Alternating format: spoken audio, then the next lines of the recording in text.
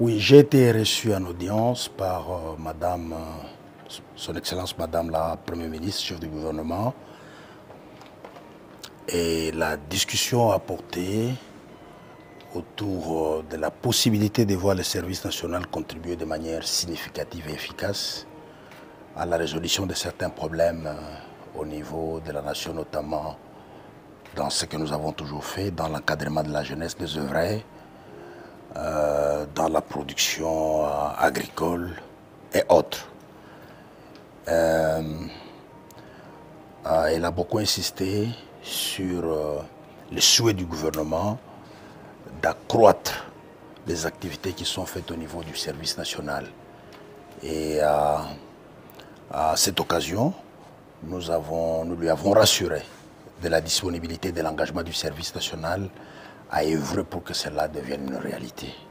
Voilà en bref ce qu'a été l'objet de mon audience auprès de Son Excellence Madame la Première ministre. Vous savez, au service national, nous sommes très pragmatiques. Lorsque nous recevons les instructions, nous essayons de mettre tout en œuvre pour que cela soit exécuté dans les meilleurs délais.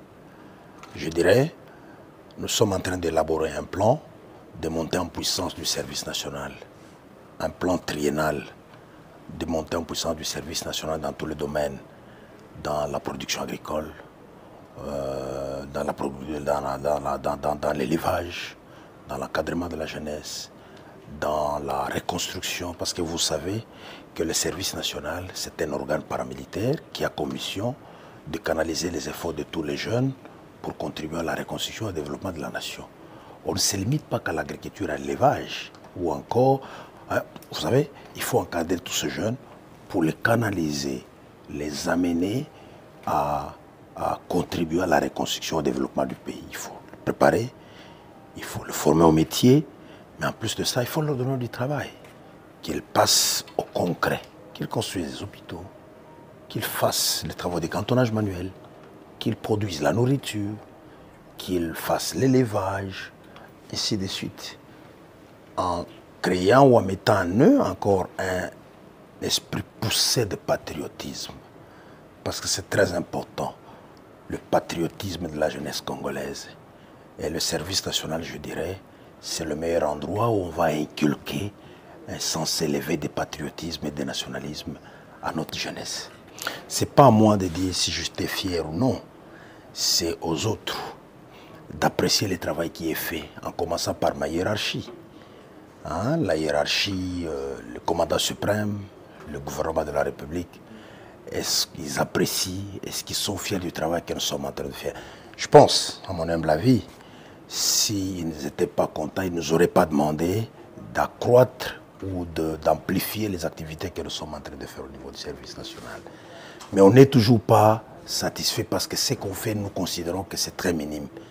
La jeunesse congolaise, il y a beaucoup de jeunes qui ont besoin de cet encadrement. Nous sommes encore à une échelle, nous voudrions vraiment monter. Nous serions très contents le jour où on encadre 100 000 jeunes par année, par exemple. 100 000 jeunes qui sont préparés à la reconstruction de leur pays.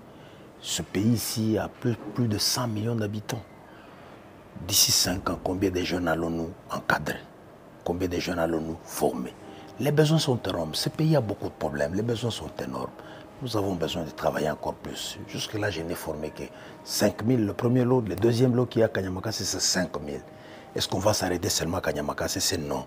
Il faudra créer d'autres centres d'encadrement et d'autres centres de production pour accroître et la production et le nombre de jeunes gens qu'il faudra encadrer. Donc vous voyez que jusque-là, oui, c'est un début, mais on ne va pas s'arrêter à ce niveau. Il faudra multiplier encore beaucoup d'efforts. Le service national a plusieurs centres, mais qui sont de faible ampleur, faute de moyens. C'est pourquoi je venais de vous dire tout à l'heure, nous sommes en train, selon les instructions que je venais de recevoir de la part de Son Excellence Madame la Première ministre, nous allons élaborer un plan triennal pour 3 ans. Qu'est-ce qui doit être fait? Un plan bien, les objectifs à atteindre, le moyen et tout et tout. Nous allons développer d'autres centres qui vont être des centres de grande ampleur. Et vous le verrez que l'engagement que le gouvernement, l'engagement que son Excellence Madame la Première ministre a, vont permettre à ce qu'on aille de l'avant.